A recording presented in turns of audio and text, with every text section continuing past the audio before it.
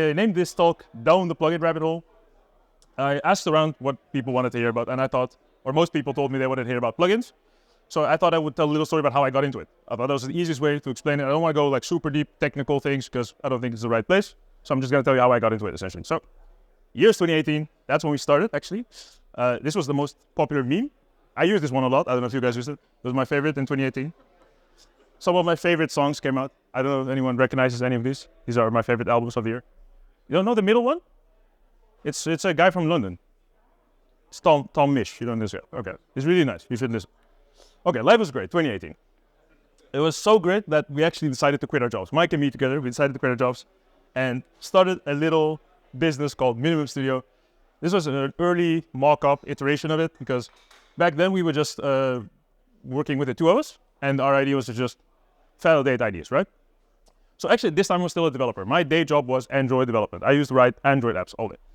So I kind of like used no-code stuff, but I wasn't like using it professionally. So kind of like Mike convinced me to take it serious, and now we had like a full week, right, to do it. So I decided to actually learn it properly. So at first I was like, you know, I'm a coder, like, but then at a certain while, I kind of like saw the value of it because I understood I was also a little bit business-minded. I liked the idea of doing stuff a little bit more, you know, in a clever way, in a better way. So started just very pragmatically learning it.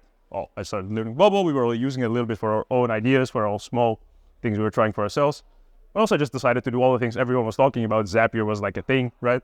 So I always thought the best way to build or like learn is just by building something. I really don't like when things are like abstract, so I don't like, you know, when people do things that's like an abstraction of the real thing. So I've always liked to build something real. And I looked for something very specific. So I wanted to make something cool and something related to music because it's my favorite thing. And I decided to build something like this because I had this problem every day because I would send songs every day to my friends, but some of them would use Deezer. Back then, Deezer was the thing, or Apple Music, right? So I would send them a song I loved and they would tell me like, I don't have Spotify, I can listen to it. So I was like, okay, that's sad because it's a great song. So I thought I would build something like this, right? Something where you put in a Spotify, then you get an Apple link, and then my problems are solved because people will listen to my music. And everyone was telling me Zapier was the easiest thing. So I was like, okay, let me start here, I'll do Zapier. And this was kind of like my experience. It was fine, but I was like used to writing code and I had a lot of control, and this was very clunky to me. I still think it's kind of clunky to this day. I like it, but it doesn't feel great. I don't like love building stuff in Zapier, right? So I decided to just use Bubble because Mike was really hyped about it already. We're using it for something. I was like, okay, it feels like too much, but I'll try it. And I wanted to do something more like this, where it's like a website, because the other thing was like an automation where you send a chat message and it will do it. So I was like, I'll just make a site, you put in the link, click the button, you get the other links, right? So I started building it. Before you knew it, had something working, because that's how Bubble works, right? You spend 5-6 hours, you have something working. There was a problem. It was 2018. There was only like 7 plugins, and the ones for Spotify didn't work, and one for Apple Music didn't exist, because why would it be an Apple Music plugin for Bubble in 2018? I don't know. So, you know, after thinking about it a little bit and trying to come up with a solution, I decided to build my own because I knew how to code. I was like, how hard can it be, right? Because I knew plugins existed. Right, I'm a coder, so I can do this. So I started reading the docs. Really, back then there was some information in them, but they were quite bad. Now they're pretty good because they're rewritten. It's better, right? We rewrote it. Yeah, it's really good now. Like, I'm really happy about it. And forums are really useful. I think the forums are by far the biggest source of information. And these guys were really helpful, right? The legends, especially Vinny. I love Vinny's messages. It always helps people. So I learned a lot from them as well. So with that, I figured out how to connect a plugin to an app. That's the first step. You have to kind of like figure out how do I kind of like set up my dev environment where you can actually make a plugin and it's like connected to your app and you can use it there. I did that and I started building the actual plugin, which looks like this. Like this is the plugin editor. It kind of looks like Bubble, but sort of, but it's worse even. So it's very confusing if you are doing this for the first time, because you realize there's like a really big gap between the code and like just learning the editor itself. Because before you get even to the part where you're writing the code, you still have to figure out like how all of this stuff works, how it even relates, how you can test it, how one change makes it show up in your app. So there's just a lot of stuff to do here. But the actual work was really easy because it turns out that doing those two things, it could just be done with API calls. So that was just API connector work. Everyone has done that. Everyone has connected API. So both Apple and Spotify, they were just a matter of setting up the API connector inside of this editor over here. Under this tab, you have this API calls tab. Right, and it took maybe like 30 minutes to set up Spotify because it's just an API called Spotify, and Apple was a little bit more work because they're very strict with the authentication. It was, whatever, and so it then worked, and I was very happy. And I finished the app. I don't have it anymore. I looked for it, but it was on, I think, an account that I can't access anymore. So I looked for it, but it's somewhere, and it totally worked, right? So it was great because it means that I was now able to make a type of plugin. Right? But I didn't write any code yet because for this type of API calls plugins, you don't do anything. You just set it up like the API connector, and it's now like a thing that you can reuse between your apps. So that's a tip in general. Like if you make an API call thing in your connector and you want to ever use it between two apps, just do it as a plugin, right? Because then you get used to that little setup part already, and you have the thing that you can just install in all your apps, and then you can reuse it, right? Which is nice because then you learn that first part of it. So know how to connect the app now, know how to do API calls. But I was still confused about these other things, right? You have elements and actions. So I decided those was for later because I finished my problem and I'm going to do that. So then it did give me a little bit of confidence, right? Because it looked really daunting and ugly and complicated. And now I was like, okay, I kind of like understand that this is a thing that you can just use and it allows you to do multiple types of things. A little bit later, 2 months later, I had an idea. What if our apps didn't look like shit? Because of default icons. I don't know if you guys ever use the default bubble icons.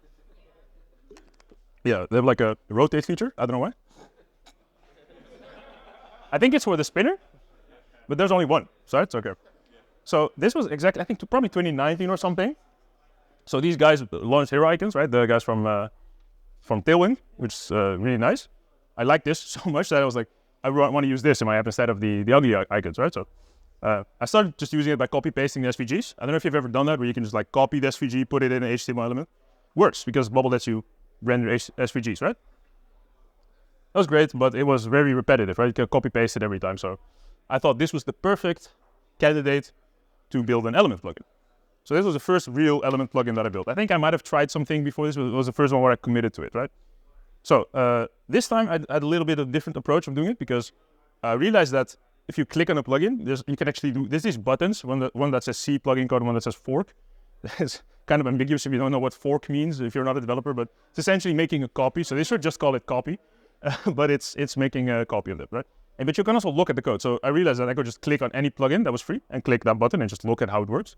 And that means you can just see how other people made things that look like your plugin. So I saw some other open source free icon plugin, and I was just like, okay, so that's how they made it work. And I decided to do that for hero icons. So it looks like this. You spend a lot of time in this tab. It's called Elements. And this is actually where you write the code. And there's all this other stuff that you have to learn and set up. Because essentially you're just like configuring what's visible for the user inside of the editor. Like what things can they change? What checkboxes can they click? What colors can they change? And then you have to figure out, like, you get those values, those properties. How does my code use them to do stuff, right? But essentially, like, if I just simplify it or boil it down, 90%, maybe 95% of your time, you're just inside of this page.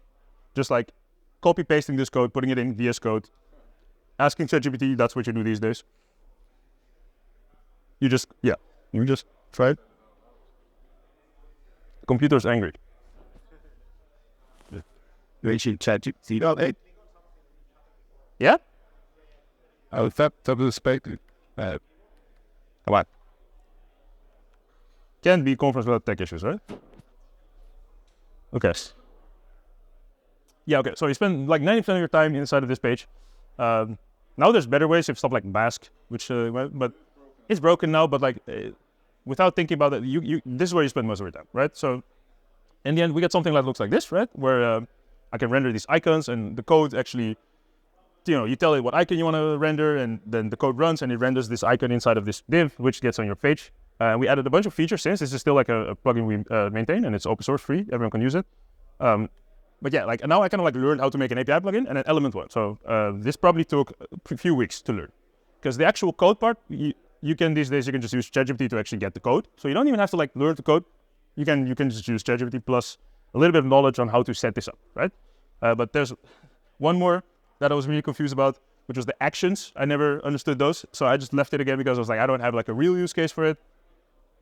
And it was this thing was really bothering me, because this was so interesting to me as a developer, because if you don't know what this is, it's like hidden somewhere. Like you create the action, and then there's a thing you click on and then this shows up. And this is like a crazy powerful feature, but it's like hidden. No one knows about it. Like 10 people on the forum know about it and they're like, yeah, obviously it exists, but this is insane because what this allows you to do is actually use node modules, which are libraries, JavaScript libraries that exist. And it's basically means that you can have Bubble run code that's written by people inside of Bubble without having to think about how to host it, which is like a crazy powerful feature if you know how to use it, right?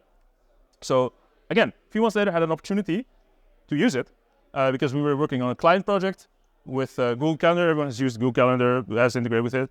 And there's a bunch of existing plugins, but they didn't do what we needed to do, right? We needed some options to set the color or whatever, like just things that we needed for the project. And I thought, again, perfect, because I know there's node modules, right? NPM packages that allow you to do these things. And I realized it would be possible to build a plugin for it because that feature exists. So spend another day on it to try it. And you have that. You go there, you create like a new action, and then there's a drop down at the top. And then this is where you actually write the code. And this is different because this code runs on the server. It's not the same as code that runs in your browser. So this means that this is like handled by Bubble. They run it as an AWS Lambda on like a crazy queue. And it's like they figure out how to charge you in terms of workload units. So you don't have to think about hosting it or running it, but you can essentially run any type of JavaScript code that runs on the server, right? And this is like essentially the part of the code that you usually put in your JavaScript project to say, this is the library I want to use. So I wanted to use the Google APIs one because that's the one that has all the features that I needed. So this was really complicated to figure out because the documentation is basically just this. It's very complicated, but after a little while, like playing around with this, clicking in this thing 10 times, trying to read it, you figure out that, just by trial and error, sort of something will start working because you just go through this loop a lot of time and, right? And then you just realize that this whole thing is just a way to run code on AWS Lambda, and that opened up like a lot of opportunities for me because there's many kinds of libraries that are very useful, that do useful things that people have written that you can now like attach to your Bubble app. So that basically, with those things, I realized, we have all these three things. I know how to build elements, I know how to build APIs, I know how to build actions now, and I just started going crazy with ideas because now anything that was a problem, I realized like, oh, there's an NPM package for this, or like there's an element JavaScript library that I can use, right? So I was getting plugin ideas every few hours. That's why we were building so many of them back then. And problems turned into opportunities. I think this was a really good moment because I realized that so many of the things that we had struggled trying to solve in real client projects were now solvable by adding a little bit of code. And I didn't really have to think about like how to host it or whatever because Bubble essentially gives you that infrastructure, right? It's just like really badly documented. That's the problem. So it really allowed us to overcome a lot of obstacles. These are all private plugins. These A1 plugins on our account are all, none of these are on the story, it's on a different account. So we created A1 plugins in, I don't know how, maybe the last 3 years, just to solve specific issues in projects that we needed. Like, so none of these are like launched or whatever. So besides the ones that we published, these are like initial. So, and now you can use LLMs, right, to write the code. So yeah, the biggest part of the time you're writing the code, now that's also reduced to like 20, maybe 10% of your time because you can just ask ChatGPT for the code and kind of like iterate on it and erase the error and give it back. So I feel like, brings me to the point of talk. I feel now everyone can build their own plugins very easily. It's also, I think, a big reason of why we probably sold them, or like one of the reasons why we sold them now, because we actually sold most of our plugins, besides the free ones that we were going to keep. Because I feel like now we're at the point where the skills for like writing the code are like not the biggest part anymore. It's just like the information and the knowledge of how to set up and build these things and how you can use it in a way where you're not just like doing it for like commercial reasons because you want to sell a plugin, but you can just like use it to solve problems that you would otherwise not have a solution for. And I think this really helps you to push your app like further and do things that, previously you just thought you couldn't do. So it's never been easier. Locks a lot of possibilities for solving problems in your app. I would say, give it a go. It's really a good moment to try it. Obviously, one more thing. What if it was even easier to get started? And obviously I have to plug my course. Because that's because I love Beck. It's such a funny guy. I wish he was here. We made a course, or we're building a course to basically put in all this information because we're doing this for like 4 or 5 years now, and there's so many of these things that I don't want people to struggle with anymore that we did. And I really think like with this like timing now with the LLMs and just how easy it is to build the plugins now with the code being generated for you, and just this information. Which you can now find if you get the course. I feel like it's a really good moment for people to try it out. That's what amazing can say. So, That's my talk. Thank you. Do you guys have any questions? Because I wanted to leave some time for questions about this stuff. So any question related to plugins, plugin, the course, or any question you might have about the story. Taras, right? It's Taras, right? Okay, nice.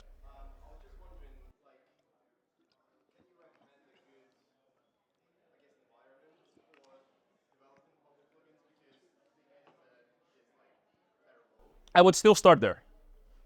Yeah. Yeah. If you know, so yeah, if you understand like how to set it up, and you know how to like go through the loop of you make a change, it shows up in your app, you make a change, so you start there. Then you just do the thing I think that I did for most time, which is you just have VS Code open. It's still a manual workflow. You just copy paste the code, change the function, right? It's brilliant, but it works. It's right. And now there's like another thing that the guy from Sius built, which is called Bask, which is really cool, but it's broken now. But you should read about it. I'll send you a link. It's like a tool that connects VS Code to this bubble plugin editor. It's like no one knows about it because only 10 people on the forum in the plugin section, but it's really good if it works, when it works. Yeah. When a really complex workflows. Yeah. Is that really good? No, so no longer. I think this is a really good candidate. Like if you have a really complex workflow, let's say it's like a thing that does math. I think that in Bubble is really slow, right? You have like a thing that has like 7 steps and it calculates one number, adds it in the next step, adds the next step. Something like that. If it's just like calculating something, returning a value, you can very easily do that as a plugin. Yeah. Mm-hmm.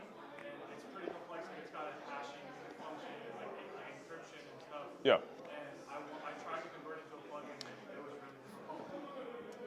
This is a good question. So the question is about when you do OAuth, sometimes you need to do these steps, right, of like creating some sort of hash. That stuff in code is really easy, really easy.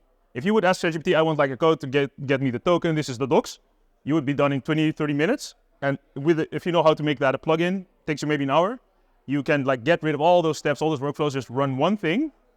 Because you're essentially just putting all the logic inside of that one thing that you just run once now, right? We've done that so many times. That's definitely one of those examples where like normally doing that in Bubble is really painful because every step is a workaround.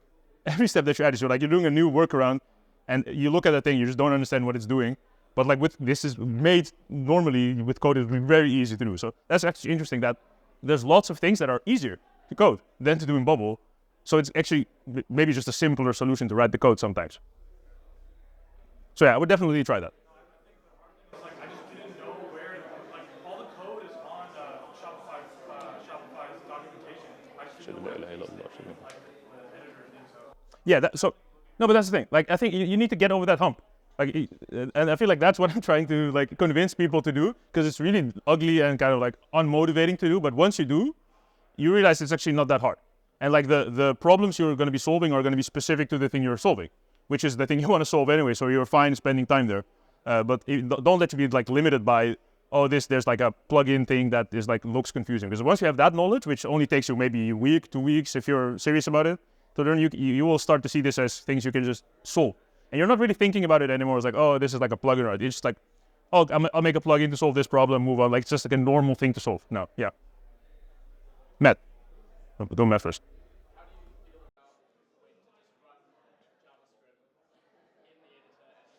Yeah, good question.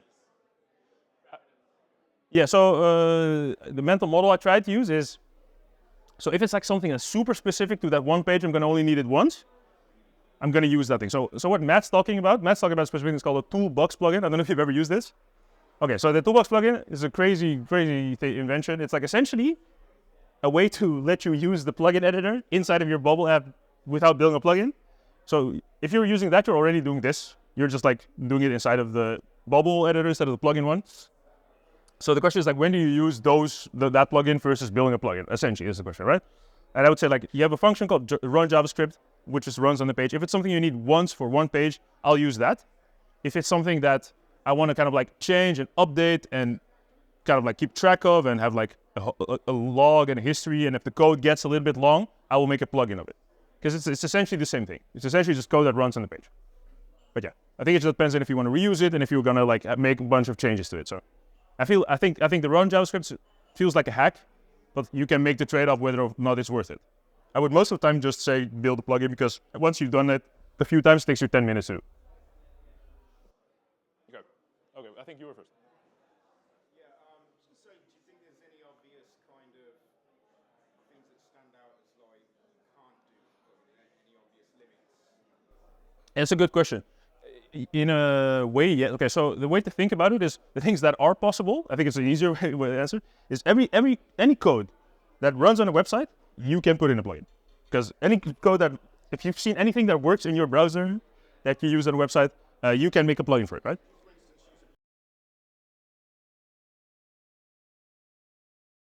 Yeah, good question. So there's limitations, but the limitations are just what does the plugin editor let you do, right? So like some things are just like not part of the game. Like you're playing a video game, like you can't go beyond the trees, right? That's like the same with this plugin editor.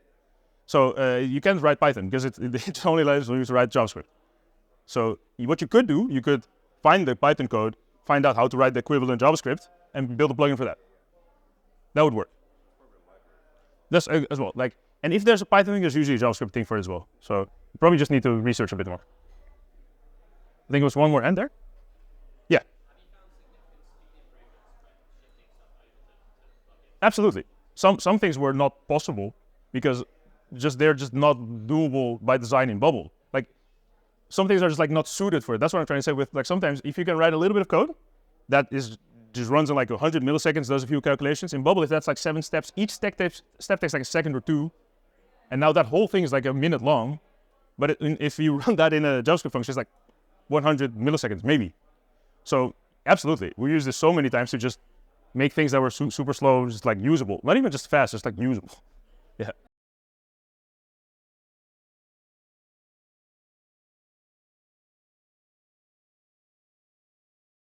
Because it just runs it. No, so there's only 2 places the code can run. Either in your browser, which is going to be super fast, right? Or it's going to run on the server, which is like as a backend workflow. So I don't think I'm going to get into the details of that because that's a really technical talk to explain why there's JavaScript on the server, why is there JavaScript on the client. But there's no difference between doing it in a plugin or doing it as run JavaScript. No, it's the same thing. It's just a different way of doing it. How expensive is it in terms of workload units? Yeah, good question. So again, if it runs in your browser, it's free because it just runs on your own resources. So there's nothing for Bubble to. If it's code that runs on the server, you're going to get charged workload units for it. And the way they price it is just by how long it runs, I think. Or like there's a calculation we don't know, obviously, but it's the same as doing any other action. So yeah, the way they charge you for that time that they run it on AWS, they just charge you workload units for it. So it's actually a really good system.